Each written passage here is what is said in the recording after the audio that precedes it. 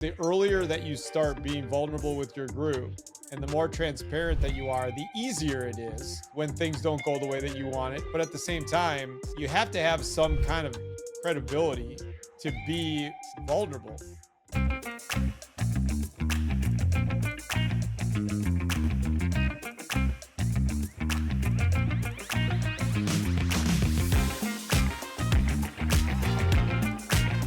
Welcome back to another episode of The Path Forward. As always, I'm your host, Dr. Rick Fernandez, where we talk about education, innovation, and the merging of the two. I have a very special guest, somebody that I've followed for a while, but I hadn't had the privilege of meeting till today.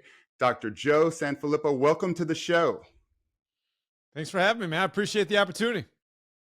The first thing I gotta say is I'm a little disappointed because you're showing me up like it looks like you just came back from the workout, and here I am. You know, I probably had a couple of Twinkies and some iced tea, some sweet tea down here in Texas. So that's the first rule, man. You can't just come on and show me up like you just got out of the marathon. I'm sitting here like stuffing my face, man. So Listen, I know. I'm gonna tell you right now, I didn't get out of anything. I was just running around the house, running around outside. I don't run at all. I think it's ridiculous. I think the only reason to run is if you're being chased by something that's going to eat you. And even in that situation, I might be like, maybe it was just my time.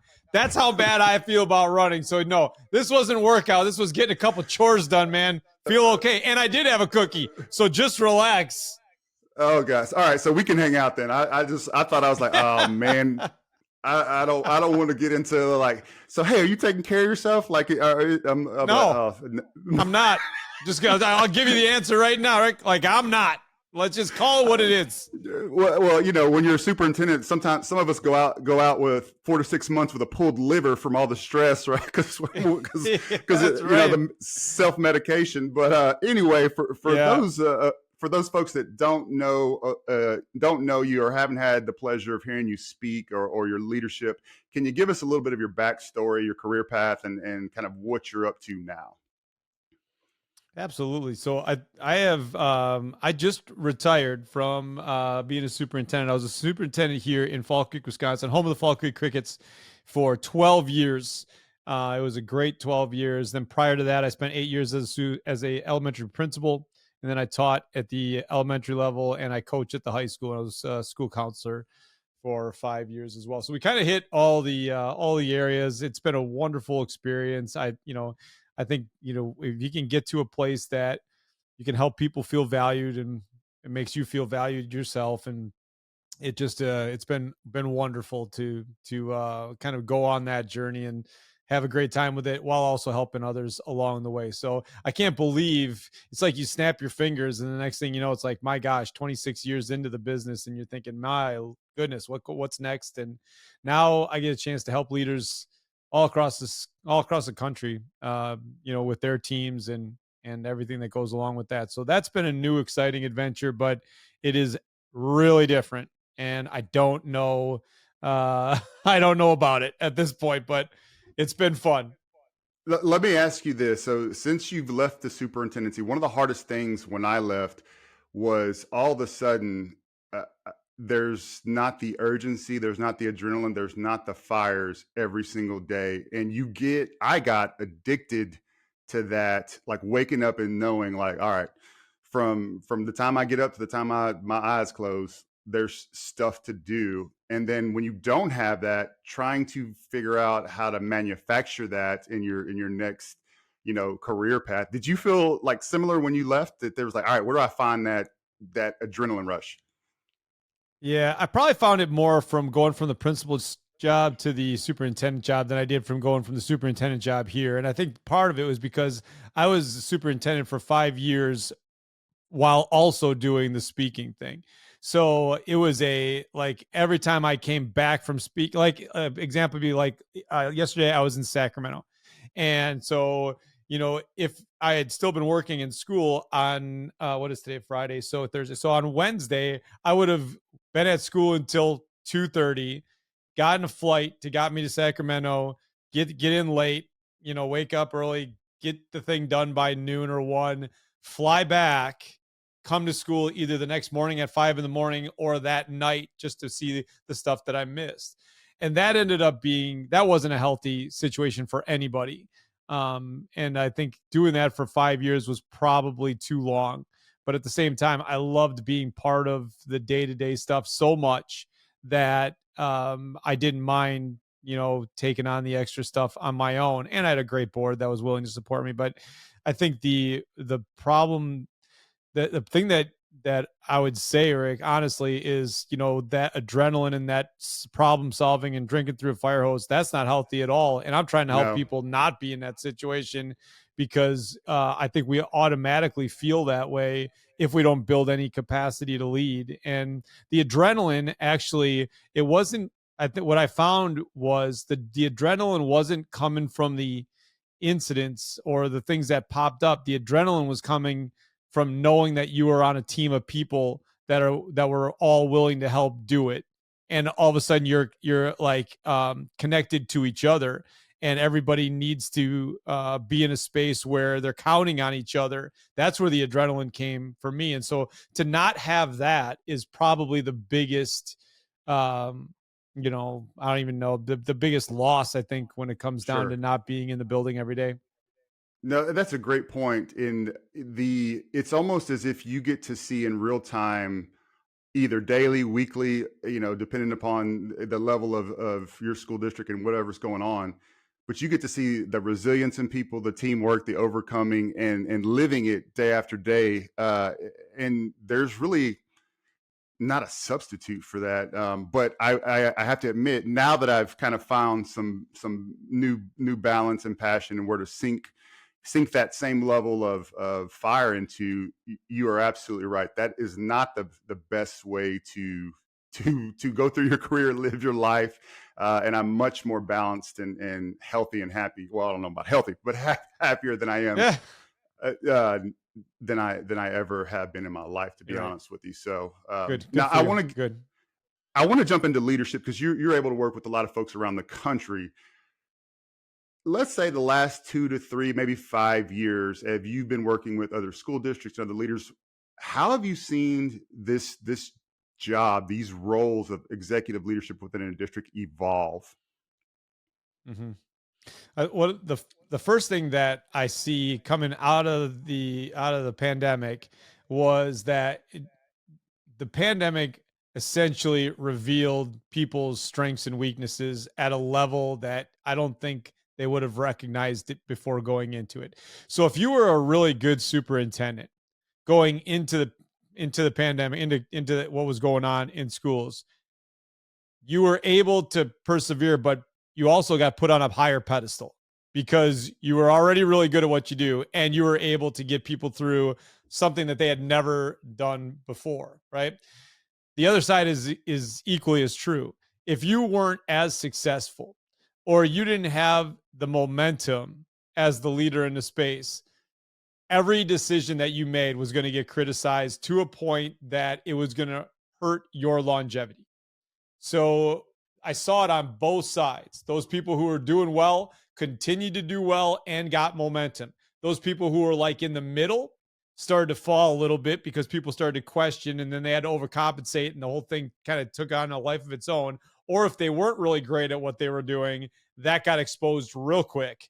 And all of a sudden, you see people getting moved on from for whatever reason. And a lot of times it wasn't their own fault. It was that they got into a situation where people they were allowing other people to kind of run what happened, and then they had no say in what was going on, and then the next thing you know, it's just done. So I think that the evolution of the executive role over time, specifically in the last 4 years, has been, when you are, the more transparent you are with your leadership, the easier it is to lead when people don't know what you do. So you build momentum through transparency, and that gives you a little bit of leeway when you make a decision that is not readily accepted by the group that you serve. That's a great point. Say that one more time. You were talking through it, and I just go running through my mind how you said that. Say that one more time about that leadership, because that's something that I really want to emphasize. Well, I think the more transparent you are with your leadership, the more momentum you're going to get. So when a decision that you make is when you make a decision that isn't readily accepted by the group that you lead, you kind of get you have a little leeway when you're transparent because they know where you're coming from. When they don't know, they start to make it up. And then all of a sudden it turns into something that it's not. Do you find like that's one of the hardest things when you're in the seat of a superintendent? And I would agree 100%. I feel like people are more guarded because they're more worried, and you're always under the microscope. So there's a sense that I've got to protect everything at all cost, as opposed to, you know what, we made this decision in good faith, we did the right thing, there's no reason to not share it or to be worried about, maybe we don't even need to message this at all. Uh, is that is that a product of the job, do you think, and is it something that we really got to work on, our vulnerability and our transparency? Yeah, I think yes. The answer is yes. I mean, but the question is, how do you do it without putting yourself out there when you're vulnerable right away, and then therefore, people kind of prey on that vulnerability, and then they kind of leverage that vulnerability to a place that you don't want them to leverage. So I think the earlier that you start being vulnerable with your group, and the more transparent that you are, the easier it is when things don't go the way that you want it. But at the same time, you have to have some kind of credibility to be vulnerable, to to be really honest. Like if you're Yeah. just like, I don't know what I'm doing, like that's not going to go well. Like you're going to have people that just are like, well, why are we paying you the most money in this Yeah. school district and you just said out loud that you don't know what you're doing?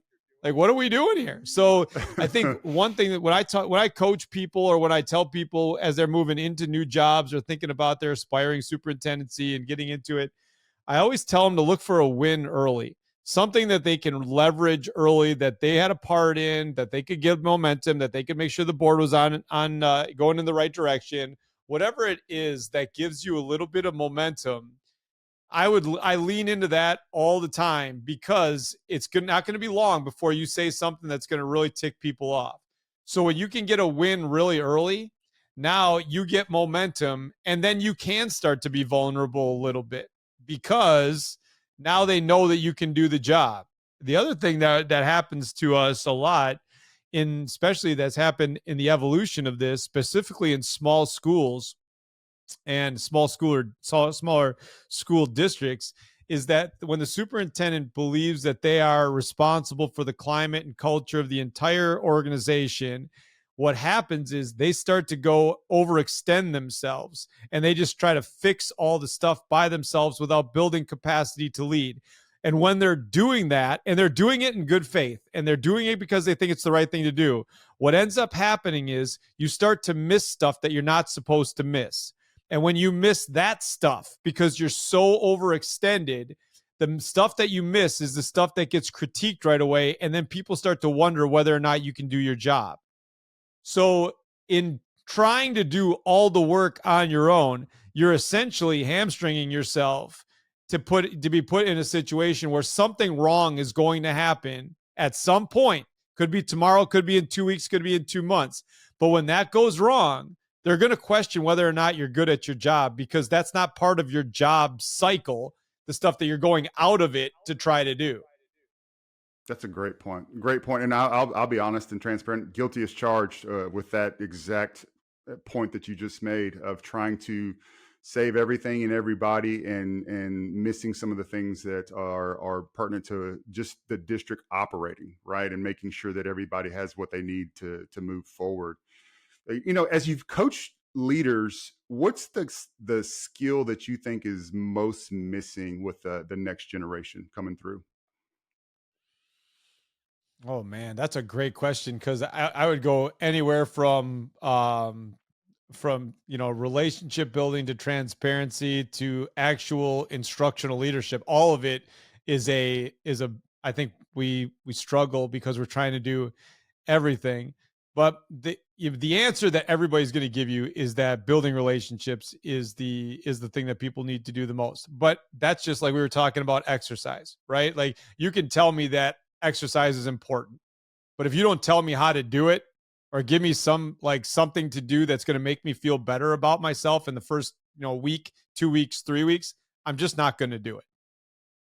That's just what it is. So it's not just about building relationships. It's about having the skill to develop momentum within the context of those relationships.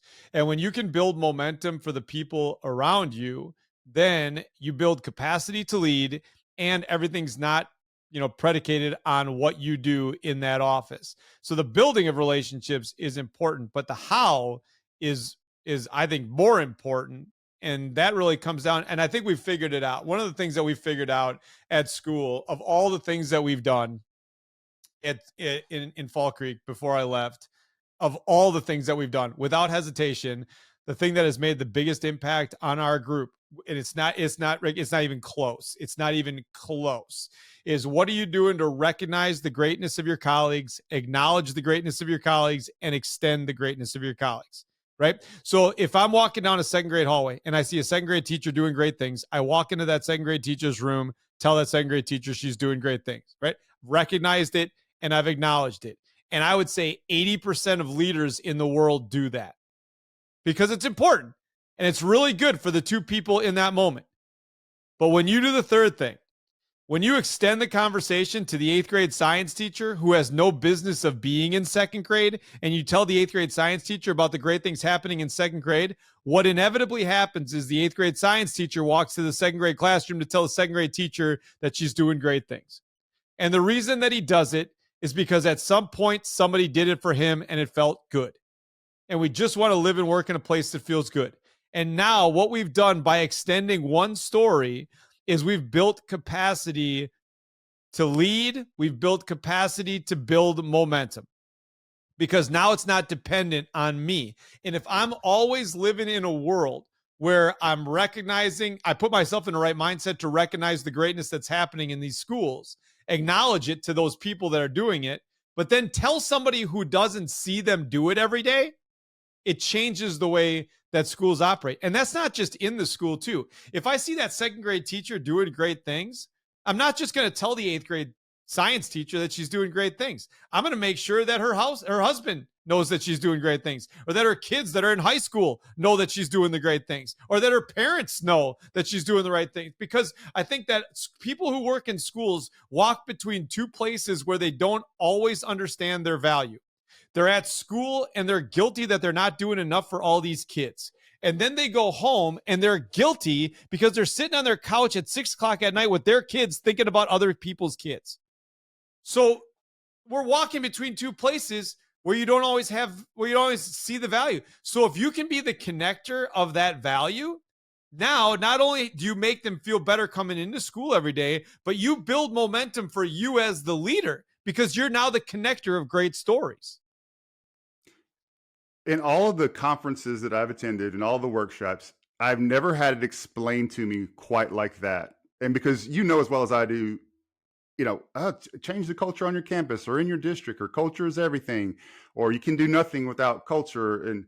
But what people never provide are the tangible examples of, okay, here's how I do this, and then here's how I extend it to this, and here's how I make time to ensure that there's no, like, I've never had it. This is why I do podcasting, because every time I meet somebody new, I learn something new. And had I had that explained to me as a rookie superintendent, I know I would have done a better job, because I came in during the when COVID was everybody was still freaking out and we're canceling class and we didn't have enough electronics, all that stuff. And the time that you would normally have to go and kiss babies and shake hands, you couldn't do that at that time. So that struck me in a different way when you said that. And I'm looking and reflecting as you're talking. I'm reflecting like, man, I've never thought about it that way. And I did the first two often. It wasn't until later that I've learned to do the second two. And man, that is such a valuable lesson for principals. I mean, really anybody, but you're building leadership. That's invaluable. I appreciate you sharing with that. I love to hear that you're a coach. I need to get your feedback on this. So former college basketball player, coached high school basketball, love everything athletics. You're probably like me, use athletics in a bunch of analogies about leadership.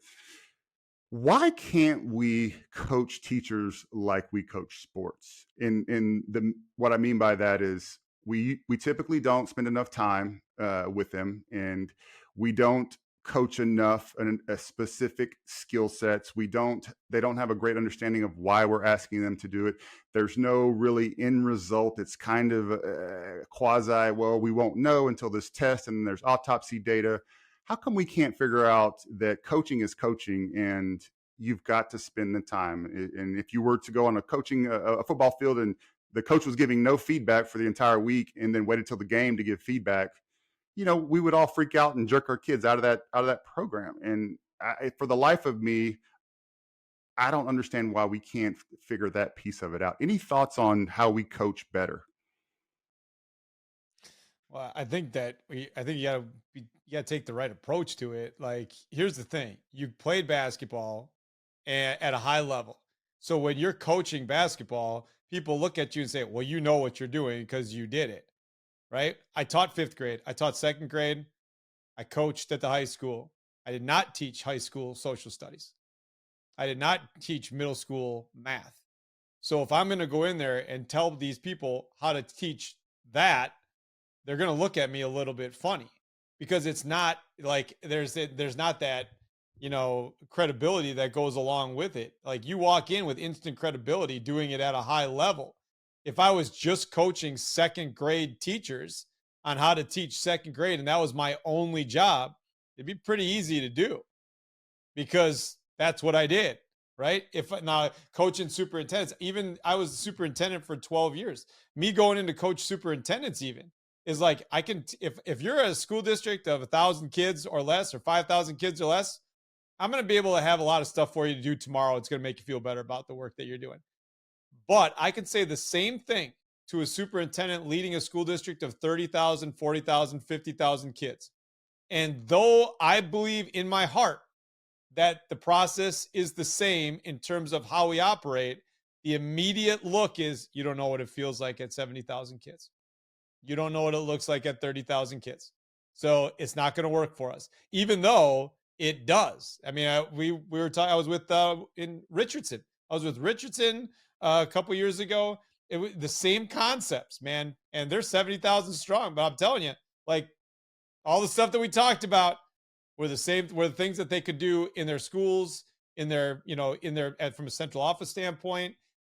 But I don't come in with the credibility that I would have if it was a school district of 2,500 kids. So you got to work a little bit harder in that regard. I think the other thing that's important when it comes down to the coaching piece is how much time are you allowing or allotting for the coaching to happen.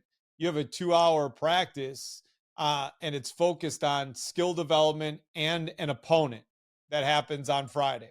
Okay, so your skill development, skill development, skill development, opponent. Next week, skill development, opponent. Like, you're integrated, and the opponents may be a little bit different, but you're spending a lot of times with your skill development, because they'll help you with any opponent. But it's pretty much the same skill development.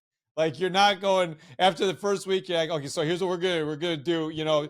Two dribbles and a sidestep and shoot. Then the next week we're okay. Everything is all about hook shots.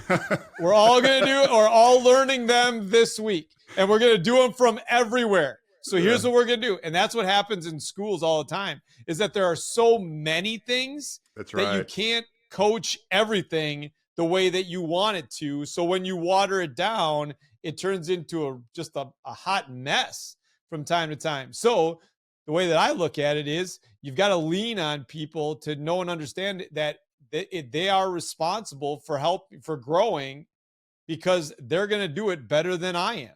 And I can help them with the process, but I'm not going to teach them how to teach second grade, because that's not like, or I should, a better example would be high school math, because I've never done it. I'm not here to teach you how to teach high school math. I'm here to help you make connections with kids. I'm here to make sure that we can attain standards with a framework. But how you get there is completely up to you, because I trust you. So, with that logic, shouldn't our shouldn't coaching really start during the hiring process? Meaning the expectations for when you join our district, when you join, our school, knowing up front that, hey, we're going to coach you, right, and we're going to have some expectations about your own growth as a professional, but it's really setting the stage there, as opposed to waiting, finding that there may be gaps or deficits for whatever reason, for a teacher or administrator, and then trying to intervene. How do we reframe it with our HR and our recruiting process? Do you think that's some piece that we're missing? Oh yeah, absolutely. I think it's a huge piece. I think the onboarding process in schools has a huge problem when it comes down to making sure that people know and understand the expectations, for your school and for the district or whatever. And it's not that people are trying to mess it up. It's that there's so many things that are coming at them at one point that you kind of have to decide this is who we are and what we're going to do, and we're just going to go from there. And our process wasn't about me as the superintendent saying, "Here's your onboarding. Here's what it looks like. Make sure you do this, make sure you do that, and good luck."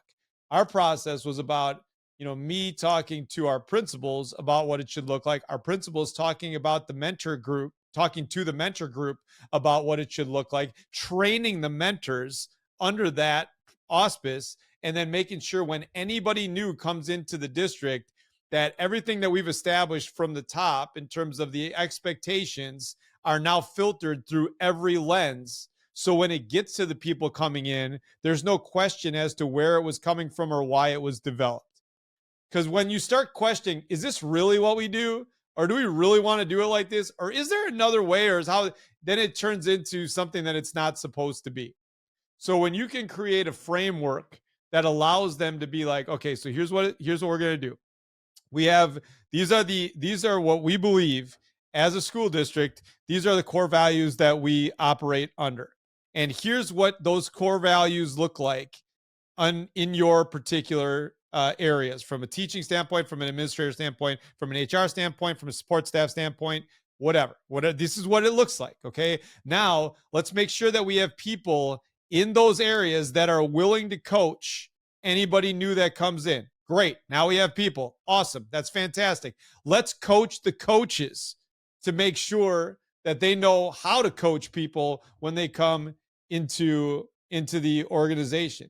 It's like, if you were I don't know, you could probably tell me this, as the head coach of a basketball program, if your assistants weren't coaching the things that you wanted them to coach because they didn't believe in what you were coaching, you're not going to be successful. Oh, no, And no. you're going to spend more time arguing with adults than you are coaching kids. Yep. So when you can talk to those people, say, these are the core values. Here's how we're going to operate under those core values at every position in the district. Now, do we have people who can lead those areas? Let's train those people. Let's make sure that we give them time. Let's give them resources. Let's give them opportunity. Let's give them money to make sure that they're being compensated for their time doing it. And then let's make sure that we set up a framework that when people come into the district, that it's not just, a day with the mentor and then a day with the logistics and then good luck. I think Yeah. I told you where the bathroom was, but I can't really remember if I did. Right? It's got to be, our program, I think, is exceptional in that it's a monthly meeting with the mentors, but all of the mentors were trained. And we don't have a ton of new people because we retained since 2010 in terms of teaching staff. That's the reason I was late for the thing. I was talking to my secretary about it because I dropped some stuff off at school. Since 2010, outside of people who had to leave the area for family, for their spouse having a different job, whatever the case may be, outside of that group, we've retained 89% of the 89% of the teachers that we've hired since 2010. That's ridiculous. So there aren't a lot of new people that are coming into it. But when new people come into it, we don't hope that they just take the culture in and say, okay, it's going to be good. We talk about what's the framework that allows them to see some of this stuff and make sure that we don't hope that the culture is integrated into their system. We integrate them into a culture that's already been established by making sure that they know what it's supposed to look like. So what are you looking for? Like for from a leadership standpoint, you're hiring cabinet or you're scouting. What are some of the things that like, all right, they have to have this and this at least before we even get to can they do instruction or do they understand operations? Well, the first thing is when we bring people in, we just ask them a bunch of story questions. Tell me about a person who did this. Tell me about a time when this happened. Tell me about an opportunity that you had to support people in this regard. And so what we've done, we've talked about all the things that we do in the district that we feel like we do really well. Communication from home to school. Connection between within the context of your grade level and at your in your building level. Of those things that we do really well, let's make sure that we ask questions that support those things. And then are there things that we don't do well that we want to get better at? And can we ask questions that relate to those specific things? Because when we want to hire somebody into the culture that we've established. But the only way to grow that culture is to make sure that you add people that are doing something different than what you're doing to help you grow that particular area that you're struggling in. If we just hired a bunch of people that were good at posting stuff on social media and talking about how cool their school was, we're not going anywhere because we're already really good at that. We got to figure out ways that we can build people, put people into the system. It's like the new superintendent in Fall Creek is a perfect fit, and the reason that he's a perfect fit is he's not me. He's not you rah rah social media guy. He's a framework guy. He's a builder. He knows how to expand things. Like he's really good at that stuff. Those are things that I didn't do well. So when we get to the point that we've gotten people to a spot, he's going to be able to take them forward because of the systems that he creates or helps create with the group that he's in. So you got to think about what do you want to get better at and what does it really look like? So I don't know if there's a particular trait because again, you can go back to the pat answer everybody's going to tell you, which is, well, I want somebody that can build great relationships. I want somebody who can inspire people. I want somebody who can motivate others. I want to be a great communicator. Well, of course you do. We all do. Like they shouldn't even be in the conversation if they Right. don't do those things. No, But but I I love want how to hear the stories.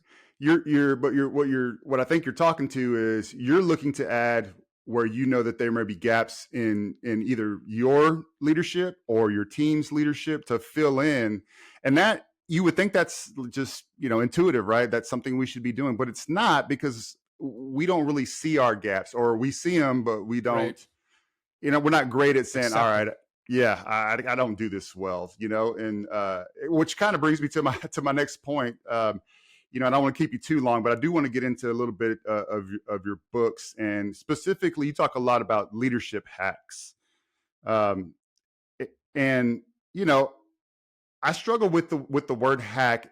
Tell me, is it more of this is something that we don't know, or is it really about we kind of know that we should be doing these things, but we're adverse to taking a first step or to creating a new habit or breaking a bad habit because of just the human nature change. I struggle with the word hack, and I always have because I know I need to get my butt up and go exercise. I know I need to do things. So to hack is it's more of how do I get myself to do the things I need to do to be healthy, to be a good dad, to be a good husband. But I want your take on that because I really found some of your conversations that you've been having on YouTube and with some of your leadership kind of makes me question my own belief about that. Mhm. Well, I think that's why you need it, honestly, because if you see it as of course, I want to be healthier. Of course, I want to be this. Of course, I want to be that. I think when we look at it from 30,000 feet, we know the answer, but it's how do you get there? And the hacks were really about what are your first, stepping stones to the process. And Mark Barnes did a whole series on them, and I appreciate the opportunity that he gave us to write the book. But one of the cool things about the book series is the framework that's associated with the hacks, and it really starts with what's the problem, right? So you know the problem, and then what can you do tomorrow to help that problem? What's the blueprint for what you're going to do when that problem, as you kind of build that, and then we give an example of somebody who's doing it, and then the last one is what do you do when things don't go the way that you want them to go? right? So it's everything that you're talking about is associated with hacking leadership and hacking whatever the title is, because it's really about what do you do to get quick momentum? How do you make sure that that quick momentum turns into a framework? How do you make sure that you have an answer when things don't go the way that you want them to? Here's an example that you can see that of somebody who's done it. And here's what you think about as you're trying to make sure that people know and understand what it looks like moving forward. That makes a heck of a lot more sense the way the way I was thinking about it in my mind. I don't know if it was because all my kids are always like, "Hey, Dad, I found this cool hack to make $150." I'm like, no, we ain't hacking nothing. Right. We got to we got to get the work. That's Right. how we make money. But so, yeah, I do want to give you a chance. I know, and I know we're at the end of our time.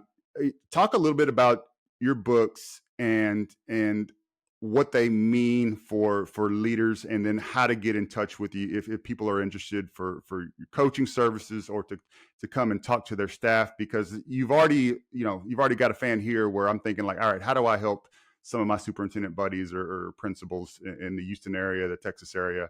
But take a little bit to talk about your books, if you will. Yeah, absolutely. No problem. The books have been fun to write because I have now written more books than I read in high school. And yeah, I mean, like that's dude, not great, man, dude, because we're brothers. yeah, We got to be yeah, brothers, right. man. Yeah, that's right. Because I mean, I've written 6 books, and I didn't read 6 books in high school, probably not even in college. And I think the problem was I didn't find the relevance in the Yeah, work yeah, that we were doing. So the books were really about making sure that books were did 2 things. 2 things. The first one was I wanted to push myself in a way that the stuff that we were doing continues to grow, and I would be held accountable for the stuff that we're doing. All of the books, we've had staff members read the books, and I've told them, if there's anything in here that's not real, you need to tell me, because I'm not going to write a bunch of stuff that didn't help you, or that's just some platitude that people put on a wall and be done with it. It's what are the actual benefits to it? Um, they did that. But the other thing is, and from more of a personal standpoint, is I'm not dumb. Like, I know I'm not going to be around forever, and at some point, I'm going to have grandkids, great grandkids, whatever, that are just sitting around, and I'm not here, and they're going to ask questions about what he used to do, and I want them to have something that they can see, and that's kind of the way that I think about it. And in the interim, I hope they really help people, because I think we all have. My friend Jimmy Casas talks about this a lot. He talks about this edge of the couch moment where you're sitting on the edge of the couch going, I don't even know what I'm doing. Why would I even do this? And every leader goes through that, where they sit on the edge of the couch going, I don't think I can do this anymore. I don't think I can do this anymore. And my hope is that in reading the books, the edge of the couch moment that you have is not I don't think I can do this anymore. It's I'm really struggling with this, because those are 2 different things. I don't think I can do this anymore makes me think that you need a way out. I'm really struggling with this means you're looking for some help. And I really feel like leadership in schools is the biggest hit or miss when it comes down to the success of that school or that district. And nobody's taking care of the leaders. We are in charge of taking care of the adults who are taking care of the kids. Well, who's in charge of taking care of the adults who are taking care of the adults who are taking care of the kids? And the answer is not too many people. So if any of these books help you lead better and feel more confident, I don't care if I sell one or 100,000 of them. Is if they're helping, I'm feeling better about writing them, because I know I wrote them for the right reason. I know they're not filled with fluff. I know that they're just like, here, do this and you'll feel better. Do this and you'll feel better. If you try this, I bet you'll feel better. Here's an example. Here's the resource. Like, it's all that stuff. sure. So how would, if somebody sees this and they're interested in getting in contact with you to talk about services, what's the best way to do that? But your best bet is probably jsanfelippo.com is the website. You can go there and get a hold of me, or text me.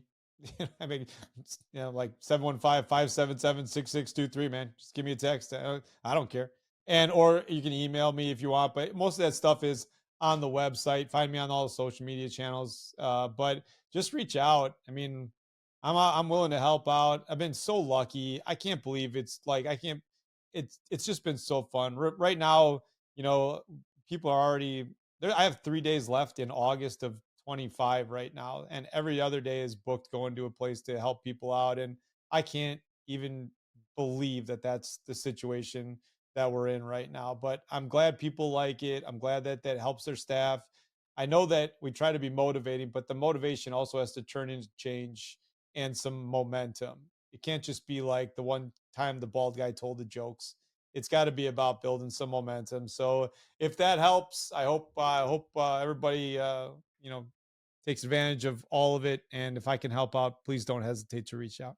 No, I appreciate that, man. And you know, your authenticity comes through, and that's not only listening to your message and you know getting involved and being a fan in that regard, because I think I always love to learn new perspectives, but you got to be authentic in who you are and why you do what you do, and that really came across, and that's one of the reasons I was like, let me just reach out, you know. And if I think if I'm right about who I think uh, Joe is, then this is going to be a good connection. And if I can help in any way, I love to, because I'm the same. You know, I do a lot of things because it's the right thing to do, and I don't ask for pay. I don't ask for. I may ask for some time every now and again just to have a conversation, but that's really it. And I appreciate your time today. And you know, I know it's a little warmer down here, but next time you're in that DFW area or Houston or Austin, man, please, you know, don't hesitate to give us a shout. And I just really appreciate your time for joining us today on the path forward. No problem, man. Appreciate the opportunity. Good luck. Appreciate it.